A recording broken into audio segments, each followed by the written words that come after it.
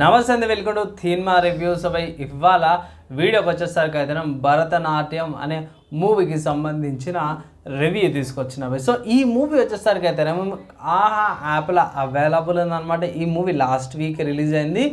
So చాలా content రావడం వల్ల రివ్యూస్ అయితే లేట్ అవుతున్నాయి, ఏమనుకోకండి. అండ్ ఇక్కడ ఫస్ట్ మూవీ చూసుకుంటే మాత్రం కొంచెం కామెడీ మూవీ అనుకోవచ్చు, బాగుంది. అండ్ మూవీ యొక్క కొంచెం ఇన్ఫర్మేషన్ చూసుకుంటే డ్యూరేషన్ ఎంత అంటే 2 hours డ్యూరేషన్తో పాటు వస్తుంది, యూఎస్ సర్టిఫికేషన్తో పాటు కూడా వస్తుంది అనమాట. కాన్సెప్ట్ ఏంటంటే సింపుల్గా ఏం లేదు, మన ఒక పర్సన్ ఉంటాడు, డైరెక్టర్ కావాలనేసి ఉంటుంది.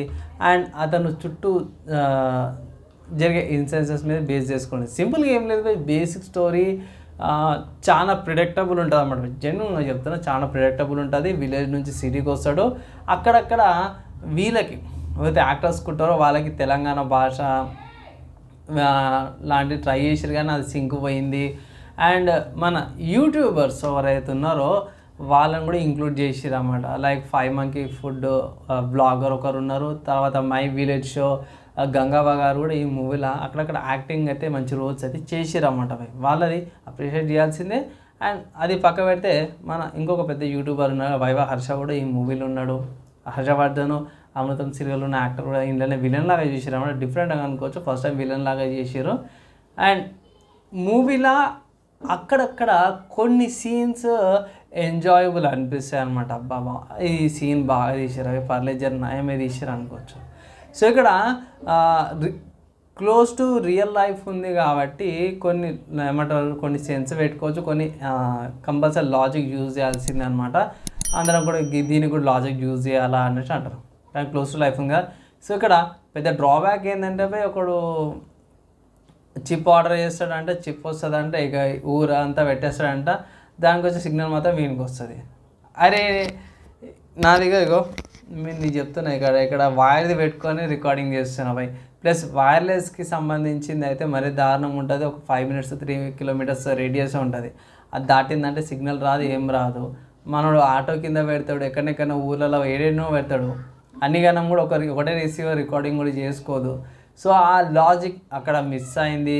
తర్వాత ఇక్కడ టైటిల్ ఏదైతుందో భరతనాట్యం అనేసి అయితే టైటిల్ ఏదైతుందో దానికి లింక్ ఏంటంటే డైరెక్ట్ డ్రగ్స్కి సంబంధించిన కాన్సెప్ట్ మీదనే చూపిస్తారు అన్నమాట. ఎక్కువ చూపించరు కానీ అక్కడక్కడ చూపిస్తారు. అక్కడక్కడ కొన్ని కామెడీ సీన్స్ జర నవ్వు వస్తుంది అంతే తప్పించి ఓవరాల్గా చూసుకుంటే మాత్రము మూవీ అంత అపీలింగ్ అనిపించదు. అండ్ హీరోయిన్కి అయితే నాకు అసలు ఆమె పర్ఫార్మెన్స్ అయితే ఎక్కువ అనిపించలేదు. నాకు హీరోయిన్ పర్ఫార్మెన్స్ అయితే యాక్టింగ్ చేస్తున్నట్టయితే లేదనమాట. మెయిన్ నాకు ఎవరు నచ్చిరు అంటే మన అమృతం గారి హర్ష గారు, వైవా హర్ష గారు, అండ్ మెయిన్ లీడ్ యాక్టర్ వాళ్ళ ఫ్యామిలీ, హీరో, వీళ్ళ క్యారెక్టర్స్ అయితే జర బాగానే కరెక్ట్ రోల్స్ అయితే చేస్తున్నాను అనిపించింది.